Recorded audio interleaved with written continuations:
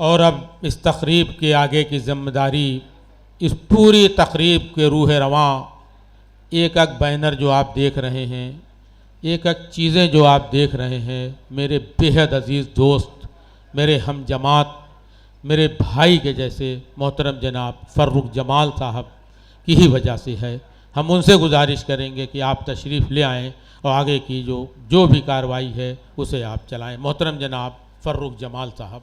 हमारे बीच हमारे आज के मेहमान प्रोफेसर डॉक्टर अहमद अली साहब यहाँ पर आ चुके हैं। मैं उनसे गुजारिश करूँगा कि बराए मेहरबानी स्टेज पर तशरीफ़ ले आएँ। जनाब महबूब सईद हारी साहब से गुजारिश है कि हमारे मेहमान प्रोफेसर डॉक्टर अहमद अली साहब यहाँ पर आ चुके हैं।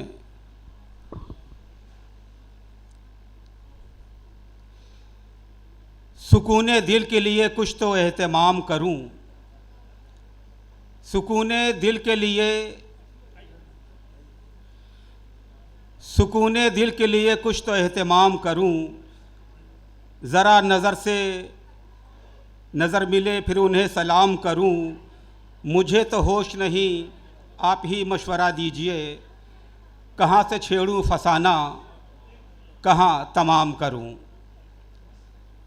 हाज़िरीन महफ़िल, तरस रही थी तेरे दीद को जो बरसों से, तरस रही थी तेरे दीद को जो बरसों से, वो बेकरार निगाहें सलाम कहती हैं। अस्सलामु अलैकुम रहमतुल्लाहि व बरकातुहू।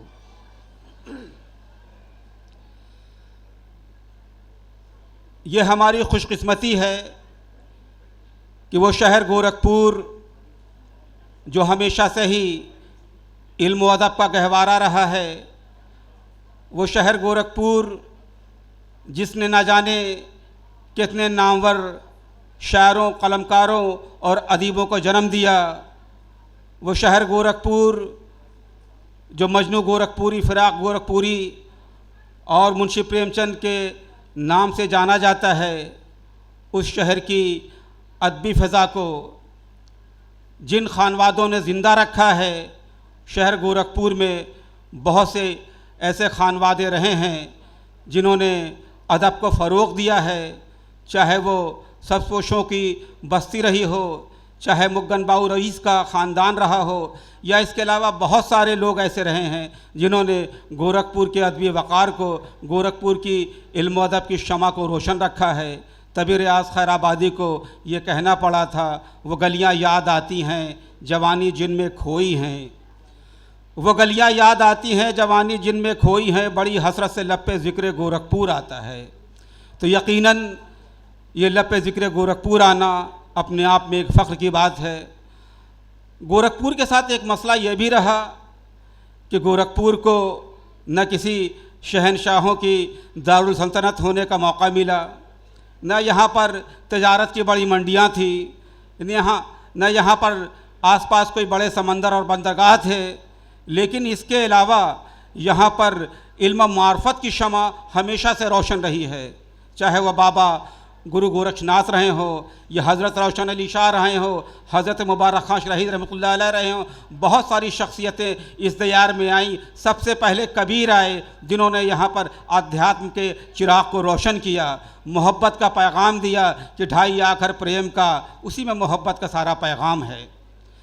मोहब्बत के उसी पैगाम को आम करते हुए और इस शहर की अदबी रवायत को, वो अदबी रवायत जो अपने बुज़ुर्गों से चली आ रही है, उसे आज जिन लोगों ने ज़िंदा रखा है, उसमें एक साजिद अली मेमोरियल कमेटी भी है।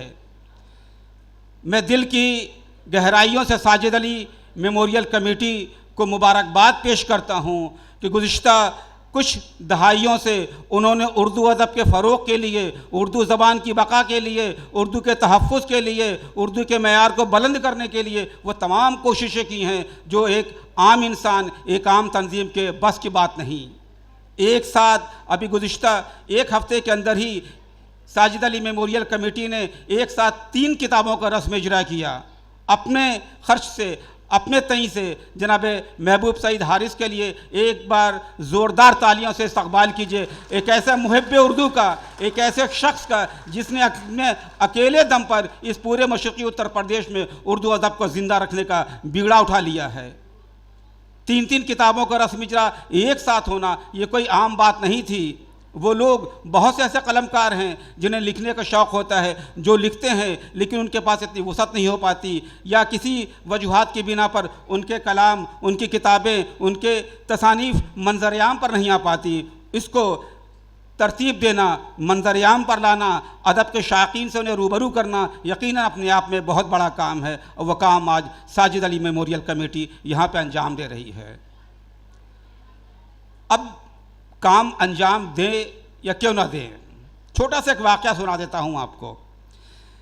एक साहब थे, अपने वालिद से जो है थोड़ा सा उलझ जाते थे कभी कभी। वो घर में जब बैठे रहें तो उनके वालिद उनके कहते थे, बेटा वो लाइट ऑफ कर दो। फिर घर से निकलते थे तो कि बेटा सर पे थोड़ा सा कुछ रख लो। फिर निकलते थे, कहते हेलमेट लेकर के जाओ। फिर कहीं जाते थे तो कहते थे, बेटा वो देखो दरवाज़ा खुला हुआ, उसको बंद कर लो। इसी तरह बात बात वो टोका करते थे। उनको बड़ी झुंझलाहट हुआ करती थी कि क्या कर देते हैं वालिद हमारे।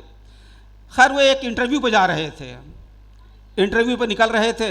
वालिद साहब ने कुछ नसीहतें की, तबीयत ख़राब थी उनकी।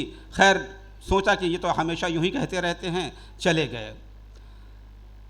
इंटरव्यू का जो मुकाम था, जब वहाँ पर पहुँचते हैं वो, तो उन्होंने क्या देखा कि कहीं लाइट जली हुई है, कुछ लोग इधर बैठे हुए हैं, पंखा उधर चल रहा है। वाशरूम की तरफ गए तो देखा दरवाज़ा खुला हुआ है। कहीं और गए तो देखा चेयर उल्टी रखी हुई है, उसको सही कर दिया।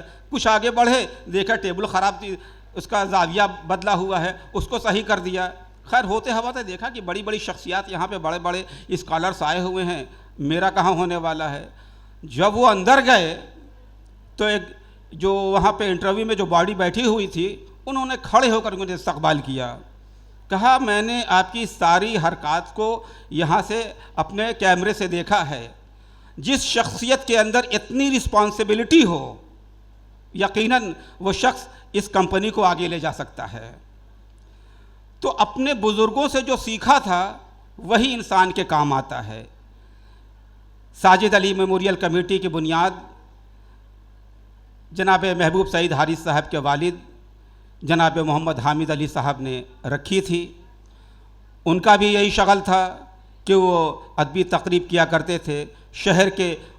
मुझे मालूम है कि बहुत सारे अदीबों, शायरों और फ़नकारों का उनके वहाँ आना जाना रहा करता था। आज़मगढ़ हो या दीगर जगह से भी, यहाँ तक कि शमसुर रहमान फ़ारूक़ी भी जब शहर गोरखपुर आते थे तो पहली शख्सियत होती थी जिससे मुलाकात करने जाते थे, वो थे जनाब मोहम्मद हामिद अली साहब। मैं अभी एक आपको लिफलेट भी दूंगा, उसमें मजनू गोरखपुरी साहब का एक ख़त का तासुर है, वो पढ़िएगा कि मजनू गोरखपुरी ने जनाब हामिद अली साहब को किस तरह से अपना ख़त लिखा है।